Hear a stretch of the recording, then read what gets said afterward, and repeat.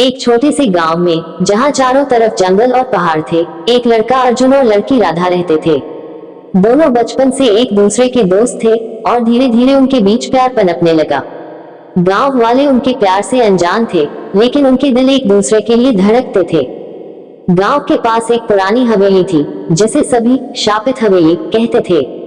हवेली के बारे में कहा जाता था कि वहां कई साल पहले एक युवा जोड़ा रहता था, जिन्हें गांव वालों ने एक दूसरे से अलग कर दिया था। लड़की ने दुख में अपनी जान दे दी और तभी से उसकी आत्मा हवेली में भटकती थी। गांव वाले मानते थे कि उस आत्मा को जब भी कोई सच्चा प्रेमी जोड़ा मिलता है, वो उन्हें अपने साथ खींच लेती है।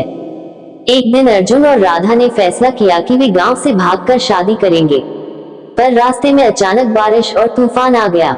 दोनों ने हवेली के पास शरण लेने का सोचा। जैसे ही वे हवेली में कदम रखते हैं, चारों तरफ अजीब सी सर्द हवा चलने लगती है। हवेली के दरवाजे अपने आप बंद हो जाते हैं और उन्हें अंदर से किसी की आवाज सुनाई देती है। अर्जुन और राधा ने सोचा कि कोई उनकी मदद कर रहा है, पर असल में वह आवाज उसी आत्मा की थी जो उन्हें अपनी गिरफ्त में लेना चाहती थी। हवेली के अंदर अजीब घटनाएं होने लगी। दीवारों पर खून के धब्बे, छत से लटकते पुराने झूमर झूलने लगे और कहीं से फुसफुसाहट की आवाजें आने लगी।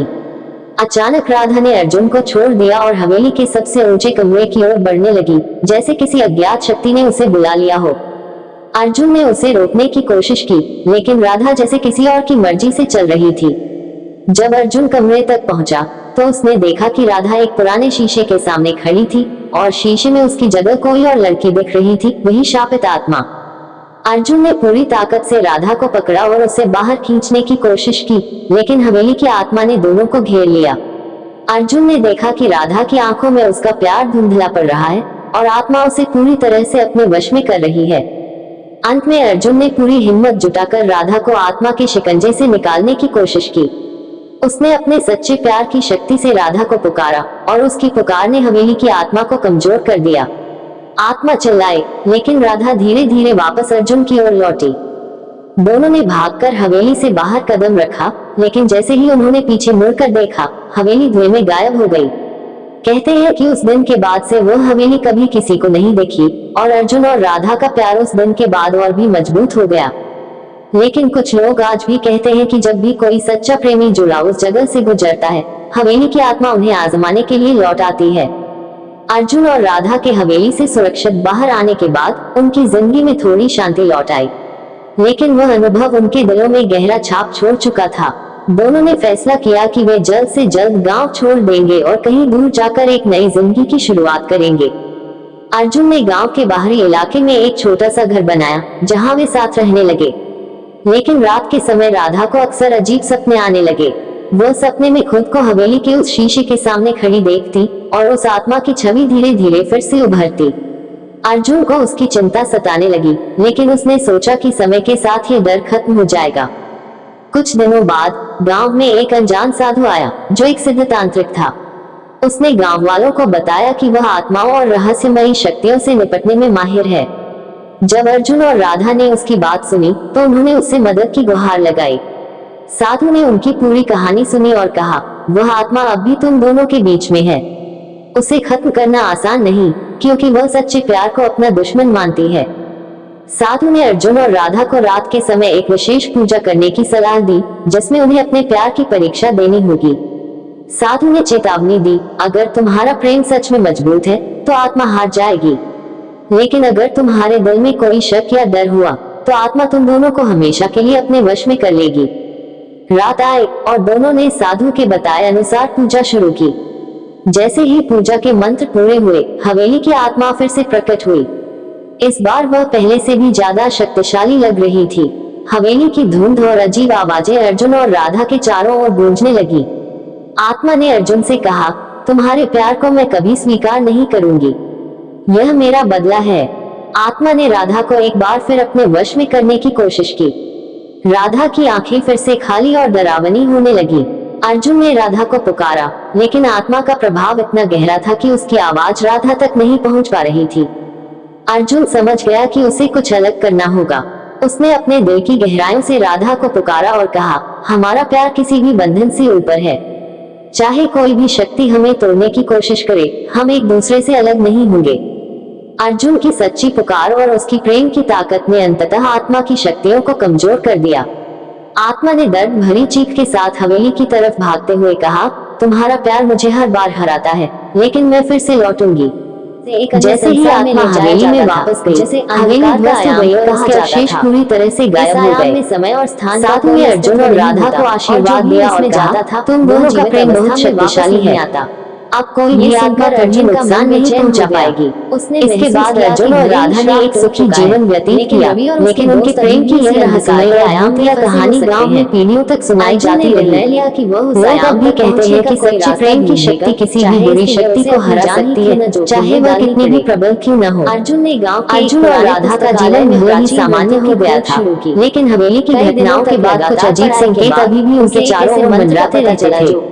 गाँव वालों ने भले ही उनकी भूतिया कहानी को दबी जुबान में रहस्य बना लिया हो, लेकिन अर्जुन और राधा को महसूस होता था कि उनकी परीक्षा भी खत्म नहीं हुई। वापस लौटने का एक दिन जब राधा अकेले घर पर थी, उसे अजीब सी फुसफुसाहटें सुनाई देने लगी। उसे महसूस हुआ कि कोई उसे बुला रहा है। पहले तो उसने इसे नजरअंदाज किया, लेकिन जब यह आवाज तेज होती गई तो उसने दरवाजे की ओर देखा लगी और वहाँ पर एक पुरानी सी चिट्ठी पड़ी थी जो न जाने कहाँ से आई थी। अर्जुन को ये समझ आ गया कि आराम तुमसे अभी हिसाब बाकी है।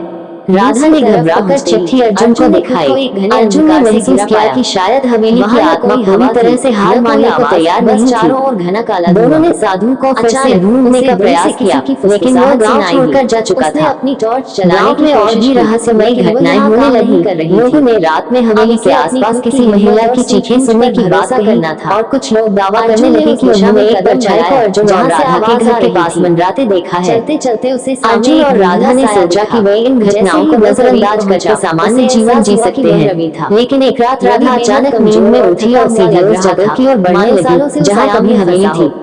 अर्जुन ने उसे रोकने की कोशिश की, लेकिन इस बार उसकी शक्ति जैसे राधा पर कोई असर नहीं कर रही थी। अंधकार में तब से वह राधा का पीछा करते हुए उस जंगल में पहुंचा जहाँ हवेली कभी थी, लेकिन वहाँ अब सिर्फ एक खाली जगह और कुछ पुराने पत्थर बचे थे। अर्जुन ने राधा ने आंखें खोली और उसकी आंखों में वही अजीब चमक दिखी जो पहले हवेली में थी। अर्जुन को एहसास हुआ कि आत्मा अभी भी राधा को पूरी तरह से छोड़ने को तैयार नहीं थी। तभी वहाँ एक बूढ़ी महिला दिखाई दी, जैसे गांव में लोग विचित्र अंधकार के नाम से जानते थे। वो रहस्यमयी रूप से हमेशा गांव के पुराने रहस्यों के बारे में जानती थी। उसी कमरे में बूढ़ी महिला ने अर्जुन को चेतावनी दी, यह आत्मा तब तक नहीं मरेगी जब तक उसकी अधूरी प्रेम कहानी पूरी नहीं होती। मगर सुरक्षित थे, उसे न्याय चाहिए और वो तब तक तुम्हें परेशान करती रहेगी जब तक तुम उसकी कहानी समझ नहीं लेते। गाँव वालों ने उनका अर्जुन ने बूढ़ी महिला से पूछा कि आत्मा की प्रेम कहानी क्या थी। महिला ने कहा, सालों पहले उस हवेली में एक लड़की का प्यार गांव के लोगों के कारण छिन गया था। उसके प्रेमी को मार दिया गया और लड़की ने अपनी जान दे दी। तब से उसकी आत्मा प्रेमी जोड़ों को अलग करने का प्रयास कर जाए ताकि उन्हें वही दर्द महसूस हो जो उसने सहा। उसे शांति तभी मिलेगी जब कोई उसका अधूरा प्रेम पूरा करेगा। अब अर्जुन और राधा की सबसे बड़ी चुनौती ये थी कि वे आत्मा के अधूरे प्रेम को कैसे पूरा करें। बूढ़ी महिला ने उन्हें एक तरीका बताया। उन्हें आत्मा के प्रेमी की आत्मा को ढूंढना होगा और उनकी दोनों आत्माओं को मिलाना होगा। इसके लिए उन्हें आत्मा के प्राचीन चिन्हों और गूढ़ रहस्यों को खोजना होगा जो उस हवेली के पास कहीं दफन थे। इस नई खोज की शुरुआत के साथ अर्जुन और राधा फिर से एक नई रहस्यमय यात्रा पर निकल पड़े, जहां उन्हें न केवल अपने प्यार की रक्षा करनी थी बल्कि उस भटकती आत्मा को भी शांति दिलानी थी। लेकिन क्या वे इस बार आत्मा के क्रोध से बच पाएंगे, ये जानना अभी बाकी था। अर्जुन और राधा ने बूढ़ी महिला की बात को गंभीरता से लिया और आत्मा की शांति के लिए अपनी नई यात्रा शुरू की। उन्हें आत्मा के प्रेमी की आत्मा को खोजकर दोनों को मिलाना था, जिससे उनकी अधूरी प्रेम कहानी पूरी हो सके। लेकिन ये रास्ता आसान नहीं था। बूढ़ी महिला ने उन्हें बताया कि आत्मा के प्रेमी की आत्मा को खोजने के लिए उन्हें गांव के उस पुराने शमशान घाट पर जाना होगा जहां आत्मा के प्रेमी का अंतिम संस्कार किया गया था। वो जगह अब उजाड़ और डरावनी हो चुकी थी। रात के समय वहां जाने की हिम्मत गांव के किसी भी व्यक्ति की नहीं होती थी। अर्जुन और राधा ने साहस जुटाया और रात के अंधेरे में शमशान घाट की ओर चल पड़े। चारों तरफ सन्नाटा और सर्द हवा चल रही थी। उनके कदमों की आवाज जैसे पूरी रात को गूंजा रही थी। शमशान घाट पर पहुंचकर उन्होंने वहां एक पुरानी कब्रगाह देखी जहां किसी के नाम का कोई निशान नहीं था। बूढ़ी महिला ने कहा था कि यह वही जगह थी जहां आत्मा के प्रेमी की आत्मा कैद थी। अर्जुन ने धीरे धीरे कब्र की मिट्टी हटानी शुरू की। तभी अचानक एक जोरदार चीख की आवाज आई। राधा ने डर के मारे अर्जुन का हाथ पकड़ लिया। तभी कब्र से एक हल्की सी रोशनी निकली और सामने हवा में एक धुंधली परछाई उभरी। यह आत्मा के प्रेमी की आत्मा थी, जो अब भी इंतजार कर रही थी कि उसका प्यार उसे पा सके, लेकिन वह अब तक मुक्त नहीं हो पाई थी। परछाई ने अर्जुन और राधा को देखा और बोली, तुम यहाँ क्यों आए हो? मेरा प्रेम मुझे हमेशा के लिए छोड़ चुका है। अर्जुन ने हिम्मत जुटाकर कहा, हम तुम्हें तुम्हारे प्यार से मिलाने आए हैं। तुम्हारी प्रेमिका की आत्मा अब भी हवेली में भटक रही है। अगर तुम दोनों मिल जाओगे तो तुम दोनों को शांति मिल जाएगी। आत्मा के प्रेमी की आंखों में दर्द उभर आया। उसने कहा, मैं उससे दूर हो चुका हूँ। हमें अलग करने वाले लोगों ने हमारे प्रेम को समाप्त कर दिया। अर्जुन ने उसे समझाया कि अब वह समय आ गया है जब उनके प्रेम को एक नई शुरुआत मिल सकती है। आत्मा की आंखों में उम्मीद की एक किरण जगी। उसने अर्जुन से कहा, लेकिन तुम्हें उसे यहाँ लाना होगा। उसे मेरी आवाज सुननी होगी, तभी वह मुझे पहचान सकेगी। अर्जुन और राधा ने आत्मा की बात मानी और फिर से हवेली की ओर लौटे। इस बार हवेली अब वहां नहीं थी, लेकिन उसके अवशेष और धुंध वहां फैली हुई थी। राधा ने अर्जुन का हाथ थामे रखा, क्योंकि उसे फिर से वही पुरानी डरावनी फुसफुसाहटें सुनाई देने लगी थी। अचानक हवेली की आत्मा फिर से प्रकट हुई। उसकी आंखों में पहले से भी ज्यादा क्रोध था। अर्जुन ने आत्मा से कहा, तुम्हारे प्रेमी की आत्मा तुम्हारा इंतजार कर रही है। वह अब भी तुम्हें चाहता है। आत्मा ने पहले विश्वास नहीं किया, लेकिन अर्जुन और राधा ने उसे उस शमशान घाट की ओर जाने का आग्रह किया। आत्मा ने उनकी बात मानी और उनके साथ वहां गई। जब आत्मा अपने प्रेमी की कब्र के पास पहुंची तो हवा में दोनों आत्माओं की परछाइयां मिलने लगी। आत्मा के प्रेमी ने अपनी प्रेमिका को पुकारा और वह पहचान गई कि यह वही है जिसका वह इतने सालों से इंतजार कर रही थी। जैसे ही दोनों आत्माएं एक दूसरे के पास आई, हवाओं में एक सुकून भरी शांति छा गई। दोनों आत्माओं ने एक दूसरे को प्यार से देखा और धीरे धीरे वे धुंध में लुप्त हो गई। अब उनके बीच का दर्द और तकलीफ खत्म हो गई थी और उन्हें शांति मिल गई थी। अर्जुन और राधा ने राहत की सांस ली। अब वे जान गए थे कि उन्होंने न सिर्फ आत्माओं को मुक्ति दिलाई, बल्कि अपने प्यार की भी रक्षा की। वे गांव वापस लौटे, जहां अब हर जगह शांति और सुकून था। हवेली की कहानी अब हमेशा के लिए खत्म हो गई थी और अर्जुन और राधा का प्यार और भी गहरा और मजबूत हो गया। लोगों ने जब ये सुना तो उन्हें अर्जुन और राधा के साहस और प्यार की कहानी से प्रेरणा मिली। अब ये प्रेम कहानी केवल एक भूतिया कहानी नहीं थी, बल्कि सच्चे प्रेम की जीत की मिसाल बन चुकी थी। अर्जुन और राधा की जिंदगी में अब शांति लौट आई थी। उनके जीवन में अब कोई भूतिया घटनाएं नहीं हो रही थी और उनका प्रेम मजबूत से मजबूत होता जा रहा था। गांव वालों ने उन्हें सम्मान और प्रशंसा से देखा।